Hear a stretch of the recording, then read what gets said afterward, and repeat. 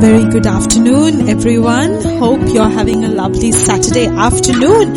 A warm welcome once again to the Good News Radio. So today is Saturday, the 30th of August. So August has come and gone, and we are at the very end of August. So from the Foundation of Goodness's Good News Radio, very happy to have brought you many segments in the month of August, as well as the many months that followed before.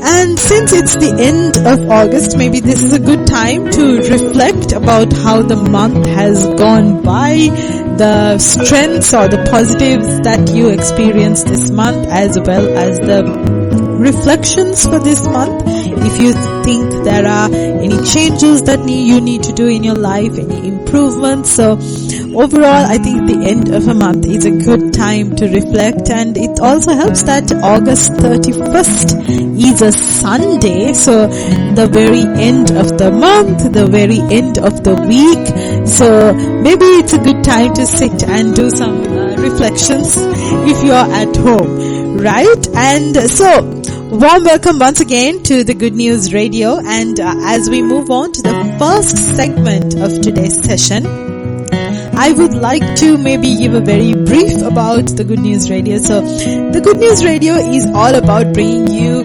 good things in society, positive things that we find that around us, from our society, from the Foundation of Goodness itself, things that bring joy, things that bring a smile, and things that create impact on someone else's life. So we have been coming with the Good News Radio for about 2 years now? 2 years, yeah. So it's been about 2 years. That's a long time at the Good News Radio. And so that's a bit about the Good News Radio. And the Good News Radio is here every Saturday from 2 p.m. to 5 p.m. So even today we'll be here till 5 p.m. Do stay tuned till 5 p.m. listening to the Good News Radio. So our usual host, Vishmi, is not in today. So we have Chalani, who has been taking over and who's been doing a wonderful job. And we also have Osanda and Jumana in the studio as usual. So all of us will be here with you till 5 p.m. bringing you different segments. And also, we are live from the Foundation of Goodness's Sinigama Center of Excellence as usual. And today it was a bit of an odd day. It rained for about 2 to 3 minutes and then it stopped, and now it's shining again. So wherever you're listening from, we are hoping that you're having a lovely Saturday afternoon. And now we move on to our first official segment of the day, which is the Chit Chat Corner. So usually we have the founder segment, but since the founder of the Foundation of Goodness, Kushal Gunasekara, is not here today, we have slightly rebranded the segment as the Chit Chat Corner. But nothing else is different from the segment, because we will be interviewing we have been interviewing some great people, and today is no different. But today's a little different because we are interviewing this individual who has played many roles in the foundation. So I think she came in as a volunteer, if I'm not mistaken. And then she has first come in as a guest and then as a volunteer. And now she's working at the Foundation of Goodness. So you might think that this person is living somewhere in Sri Lanka and first came to volunteer here and then started working here. But no, this journey is completely different. So I would like to welcome Dominika Valtrova. I'm not sure if I pronounced that properly, but Dominika Valtrova to the studio today. So Dominika is all the way from the beautiful Czech Republic, and right now she is working as a consultant and on project development here at the Foundation of Goodness. And on top of that, she doesn't work in the Foundation of Goodness's Colombo office. She's working here hands-on at the Sinigama Center of Excellence. So it's a very interesting journey, I must say. So hi Dominika, firstly, welcome to the Good News Radio. Hi, thank you for having me here. I'm happy to do this interview segment, and yes, you told my name correctly.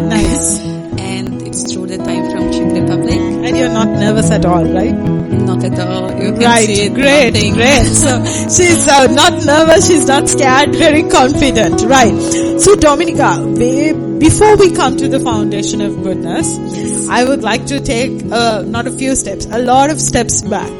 And maybe can you tell us a little bit about your journey in Czech Republic, how it was shaped? Okay. So I will start from the beginning. Now I am 31 years old. I am only child. I have no brother or sister. Therefore, my family, my mother, she is not so happy about me staying in the Sri Lanka long term because I'm the only child she has. And I started in my small hometown in Czech Republic, and I was thinking, wow, I will go to the school and I will go to the high school, to the university. I will have small office job and a small apartment, have a dog and a cat, stay in my hometown, and it will be my whole life story. What is your hometown? My hometown, it's called České Budějovice. It's a small town down south in the country. So the down south of the country stay with me even in the Sri Lanka when we are now in Sinigama. So I always thought that English will never be important for me in my life. So English was always last in my favorite subjects because I thought I will never go out from my hometown at all. But first it started when I went to the university in Prague and I studied as a lawyer for the international law. And before I could practice my lawyer work, I came to Sri Lanka for a holiday. I decided. Which year was this? That was before COVID, so I think it was maybe 2019. So you had completed your law degree? Yes, I completed my master degree. Oh, master's as well? Yes. Okay. Master's degree, and came to Sri Lanka for a holiday. But it turned out I came to the Hikkaduva, and I stayed in one place, let's say like a holiday bungalow or something. And one lady from the Hikkaduva, she told me, I know a wonderful place. I know a good place. You need to come and have a look. And that place was no other place than the Center of Excellence in Sinigama. So why did this lady ask you to come here? Just randomly? Yes, just randomly. Okay, because interesting. it was like, that's the place that it's doing amazing work and it would be good for you to see because I always had some interest in volunteering and social work. So she told me, that will be the perfect place for you to look. And luckily it was on Saturday. So I got the honor to meet our founder, Mr. Kushil Gunasekara, and we had just a chat for a few minutes. And I thought, wow, that's interesting and you are doing incredible job. And then I went after 2 weeks back to my country and, all of this just stayed back in the Sri Lanka. So that time you just came on a Saturday and then you saw the place and you left. I didn't even have a tour around. Oh, I okay. just came and saw the main villa in the lobby, had a few sentence exchange with our founder. That was all. And I thought, wow, it will be interesting to get engaged on some way. But I went back to my country and I was finishing the master exams that time after the school and I just let it off my head. It just went out and then the COVID came and I couldn't go back to Sri Lanka for a few years. And after I came another time, through I tell it was like a destiny, I get in touch with Kushil again and I showed the interest that I would like to stay in Sri Lanka for a longer time.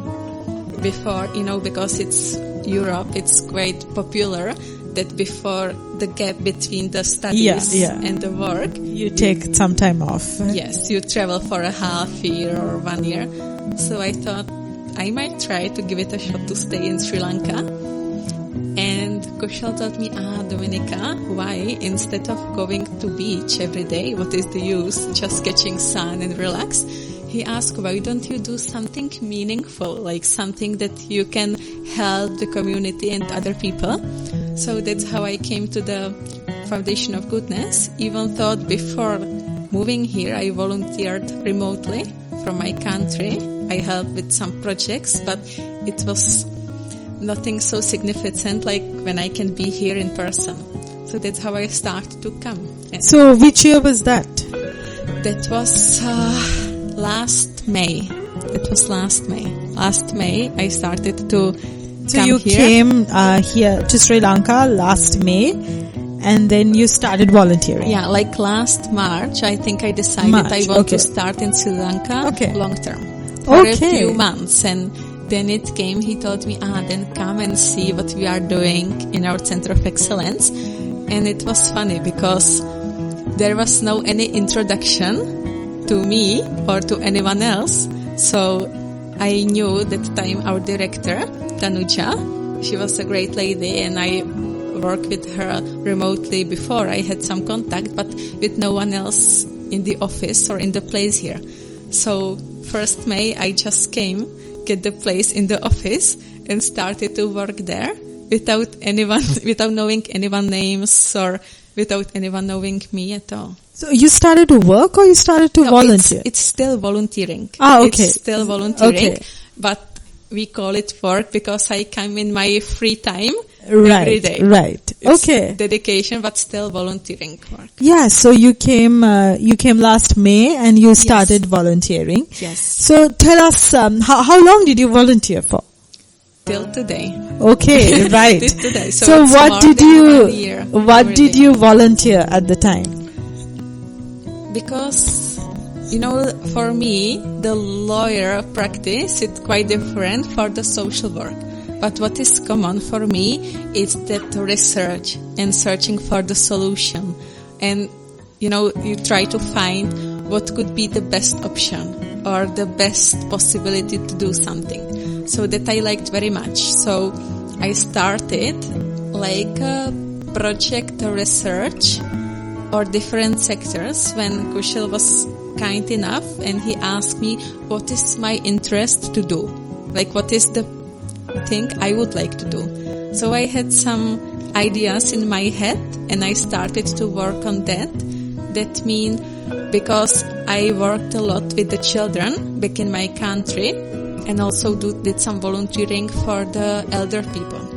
So he told me we have a preschool, that's a good chance for you to do something. So he told me his ideas and I prepared what he wanted and started from that place. So that was the preschool, then the elders projects. And after time, I got familiar with the process here and I could see the possibilities, what you can do or what different people can bring. And mostly for me, what is very fulfilling is the impact that you can have. So let's talk through some of the projects. So you said you started with the preschool. What sort of things did you do at the preschool? What was the outcome? Maybe you can just give us a bit more details. Sure. So after the COVID or during the COVID, I did a class or course like a preschool teacher and free time teacher. So then Kushal told me my idea is to have the society or start with the people that can have good values. They will have respect for the parents, elders. They will respect the environment. They will cultivate all the good things that people should have. And he asked me that he observed many things like that in the Japan or Finland, how they have respect and how they behave at home or outside. So he thought I would like to do something with that. And I searched and I came across idea to create a curriculum for the preschool kids. The whole year plan, each month have some good values like respect, kindness, generosity, gratitude. And with the activities, it was like my first thing I did for the Foundation of Goodness, to create that and then work together with the preschool teacher and see how they implement it directly. Okay, that's a huge project, I must say. I mean, that's a complete revamp of the curriculum, the syllabus. That's like the main aspect of the preschool. And now to see the preschool thriving with the new building to everything, and now with this new curriculum. So that's great. That's some great work. And what's the impact that you have seen through this new curriculum at the preschool? How has it been received? Yeah, I must say it's what I enjoyed the most as well, to do that research and collect the data. And that's what I enjoy in the university, and I could use it even for this one. And for me, it was very fulfilling to see the teachers who are as well keen to develop that good qualities with the children. And then it shows in their daily life. I mean, when I come to work or to my office earlier, I always stop by the preschool and I speak with the teachers and I see how the kids behave. They have as well meetings with the parents, and the parents give them feedback as well. And the children, they are happy. They are keeping their places tidy and clean. They have some responsibilities. They have respect for the other people. They don't run around shouting and yelling. Sometimes they do. I mean, they're kids. So sometimes that's they fine. do. Yes. But they listen. You know, they listen. behave. That's important. Then, yes. And what I find very interesting and good is they even teach them English, right, from the young age. So anyone who comes, I mean, visitors or other volunteers from countries, they can also speak with the small kids. And I never heard even one complaint about anyone. That's lovely. So, even right now they're using the syllabus you created. Yes. Wow. I mean, that's huge personally for you as well, right? You've created this entire syllabus from scratch for the foundation, and that's being used, and hopefully that will build up some great future leaders. Yeah, I must say, even what they did when they celebrated the preschool, the years of the preschool, they prepared a nice performance when they had some boxes and it was written greed, fear, and all the unwholesome values. And one girl came and she came with the curriculum like I wrote, and she showed that, and it turned the unwholesome things into something like kindness, gratitude, beautiful, respect. So I must say it was for me very touching to see. All right, that's beautiful. So now you came in last May, and then you created this beautiful syllabus for the preschool. And were you doing other classes and doing other voluntary activities as well during that time, or were you solely focused on the preschool? It was before I started to come to the office. The preschool curriculum was from remotely. Okay. But then Kushal told, because he also welcomed it, and he thought, wow, it's so exceptional that we have curriculum for something that we can do or bring to the other centers as well, where is the preschool, all around the Sri Lanka. Right. So that's how it started, and then he thought he would like to start on another sectors as well, because Foundation of Goodness has so many sectors. So many, that's right. Yes, and that's also for me what make it extraordinary from another charities I volunteered with or I came across. Because in Europe you can have charity only for the preschool kids, right?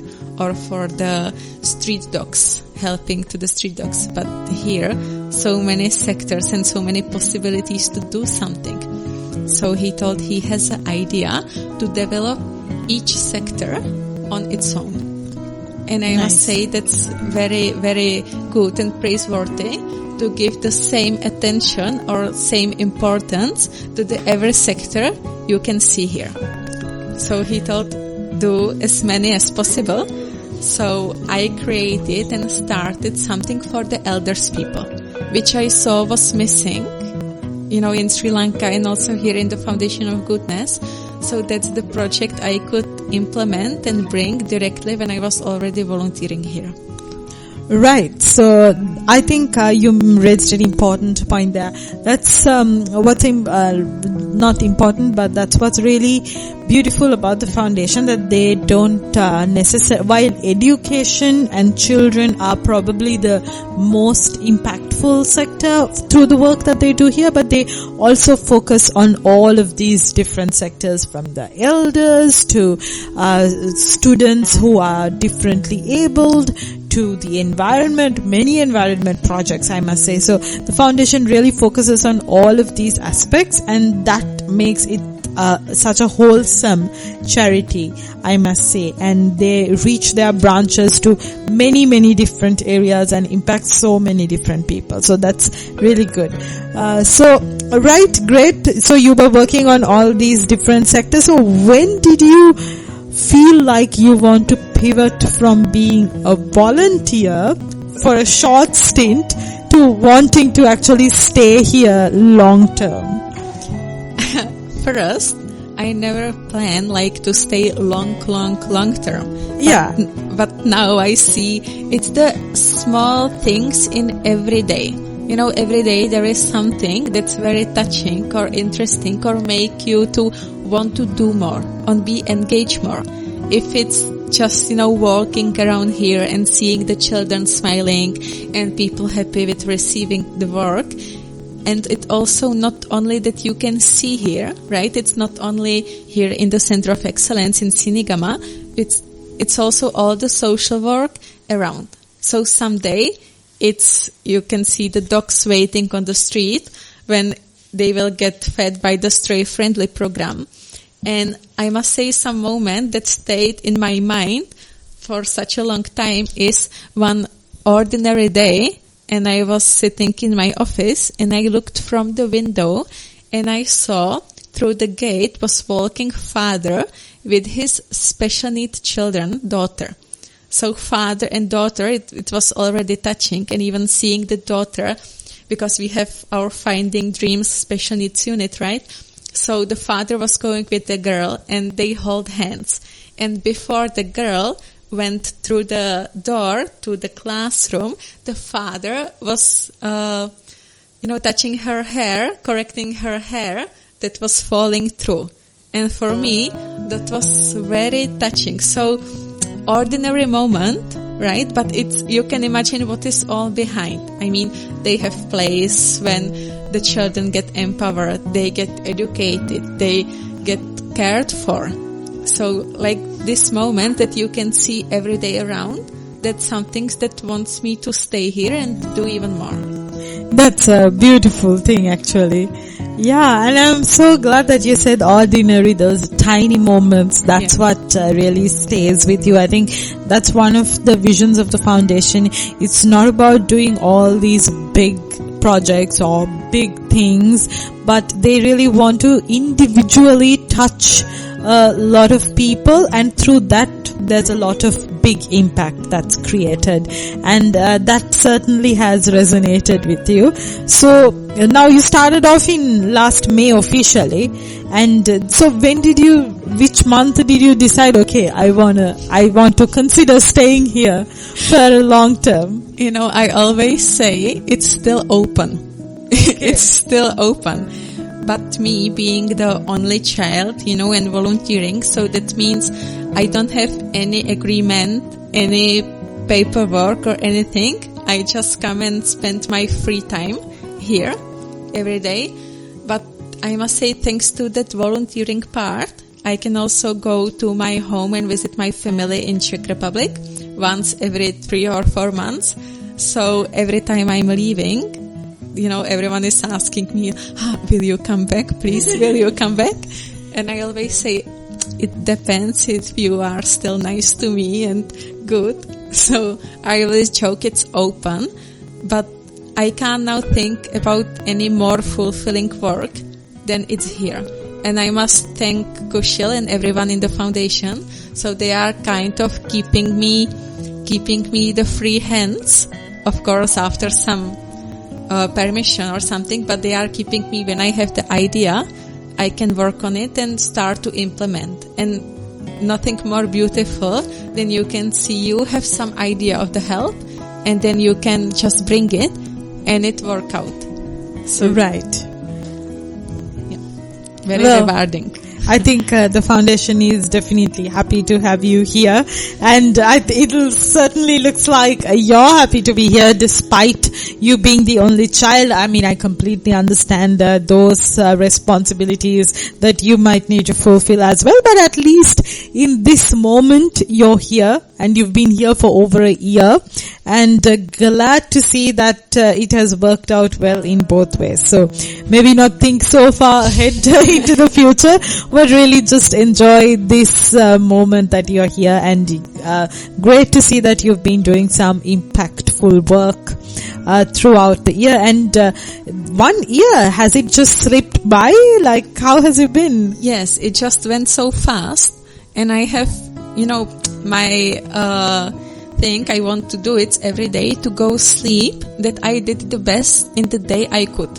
So usually I plan some work, for the whole month, but every day I want to do something kind for someone and go to sleep knowing that you help or you did something good in that day.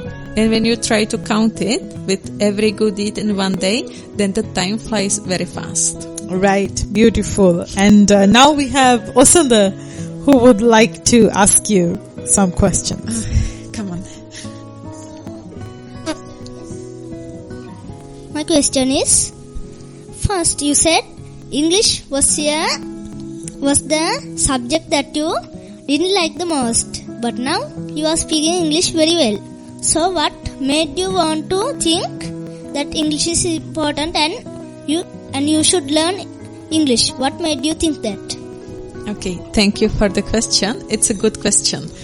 It's a good question because as I thought I will never need to use English at all. But now I'm so happy that I learned English in school, and I'm so happy that even thinking I will never use it, it stayed in back of my head somewhere. So when I needed to use the English, I could just search and bring it up. But I must say, when I first started to work and volunteer here, I didn't know many English words. So it was quite difficult. I used translator a lot. How did you learn? I learned by hearing or seeing some words written, then I search for it myself. Some words I didn't normally use. I mean, some difficult or related to some subject. So I'm still learning English. I'm still on the way to learn. But now I think English is important. Even if you think you will never use it, you never know when the opportunity will come, when you will really need it. So I'm so happy because without English I couldn't be here. But I must say now, after the 1 year in Sri Lanka, they are all joking that my English, it's now Singlish. That means Sinhala English. And funny story, I had even some people whom I communicate on the phone, and when they were coming here to the Center of Excellence in Sinigama, they were so surprised to see me because they were thinking they will see someone from India because of my English accent. Oh wow. So are you speaking Sinhala well then? Tikak. Sinhala tikak puluwa. Tikak neme. I think that was very good. Tikak. Or they are teaching me the words that are not good to say on the radio, right? Oh, yeah. But that's part and parcel of learning a language, right? The fun aspect of it, yes. But good, I'm so glad to hear you. So it's not about, to me how I see it is, it's not about you just learning Sinhala, a few words in Sinhala, but it's really about you coming here and really truly embracing the culture as well, and I think you have done that beautifully. Thank you. I love Sri Lankan food, yes, but still quite spicy for me. But I like the culture of the dressing, the colorful dresses and the music. I love the Sri Lankan music. Yes. Yes, a lot. So I think it must be my home in some of my past lives because I feel here more than home, than in my hometown. Than in my country. Oh wow, that's a big statement. Yeah, even though my family is there, I still feel very comfortable and nice here in Sri Lanka. Yeah, and that's the other thing I wanted to mention. So you left your family all and came to a completely different country, culture, and fully immersed yourself. And now you are like one of us, right? Thank you. Yeah. So that's, I mean, it's not easy to do, but I think kudos to you that you have done that quite well. And I know, like, when a foreign person comes, it's to find their footing is very tough. But you have somehow just totally blended well with everyone. Like I said, the best way I could put it as just like one of us now. So, and then also kudos to you because you left your family and you built yourself here from scratch. And especially as a young lady, that's not easy. I would be terrified to do that. And I'm still terrified. I'm sure you are, but that's, I guess, you're very strong in that sense for being able to do that. I would say for someone who didn't want to leave even the hometown, it's a big step. Because I didn't want to move even, from one town to another town in Czech Republic. Oh, wow. So, yeah. Here you crossed oceans. Yes, I did. But I don't regret a bit. That's what is interesting for me.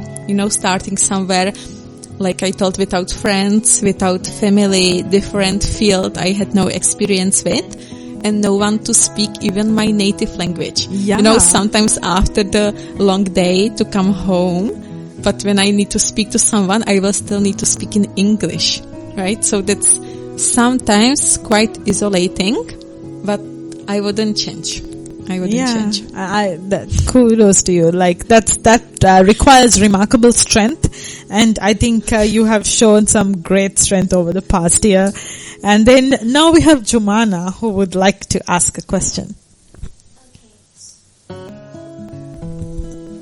So, it's true, like, you came from your mother country to here, and you've been working here, I suppose, for a quite long time.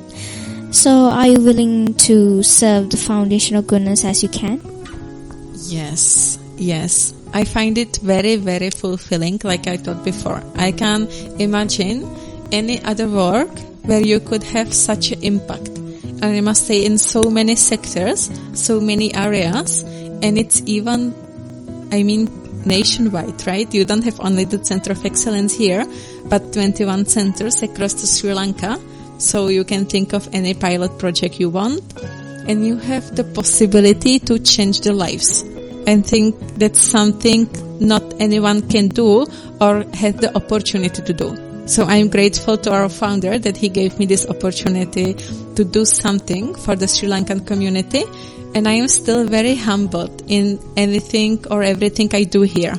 So I would never say, if it's not me, I guess someone else would come and do the same job. So I'm grateful that all came together. So it was me who was given this opportunity to do something. And I know even I can't say anything about the far future, but I think my whole life now will be connected with the foundation of goodness, or at least that's what I wish for. So I hope the foundation of goodness will sustain many, many, many, many, many years in the future and doing this amazing job or help for all the community in Sri Lanka. Beautifully put. I must say, I don't know what you were so nervous about before, because you've been speaking like a pro, right? Yeah, very well done, Dominica. And actually, I think the foundation and all of us here are super grateful to you as well. I know Kushal is not here, but what he would say, even if he was here, is that the time you give unasked as a volunteer, and that's precious truly, and that's to be all the good deeds that you do will come back to you. Of course, no one does it with that intention, but it's always there. And great to hear your views on touching the lives and really creating impact. I personally know it's such a rewarding experience. So doing that as a full-time volunteer experience, I think that requires a lot of courage. So congratulations to you you for having done that for over a year now. And I know you wished the foundation for many more years. Of course, we wish the same too. And I think the foundation will wish for your many more years here too. Thank you. Thank you. Yeah, and continue the great work that you're doing, and maybe, who knows, I mean, there'll be other people who'll be inspired by your story, which is a very unique story, I must add. Probably the only person who's done that ever, like left their home country, crossed oceans, and now living in a country like Sri Lanka, and also that not like you're living in Colombo and doing like a office job in Colombo, but all the way in Sinigama, and really embracing the culture, the traditions, and being like one of us. So, well done. Thank you very much. It's nice to hear these words, and it's very encouraging to do and continue to serve in the future as well. So thank you. Thank you. And with that, ladies and gentlemen, we come to the end of today's segment. We hope that you enjoyed listening to the segment. So I promise that we'll have a very interesting discussion. I think we've delivered on the promise. We had the chat with Dominica, who's been associated with the Foundation of Goodness even before COVID, and now formally full-time here volunteering for over a year. So thank you very much, Dominica, and thank you to everyone who's listened to this segment. But don't forget, we'll be here till 5 p.m. and we will be right back with our next segment after this quick break.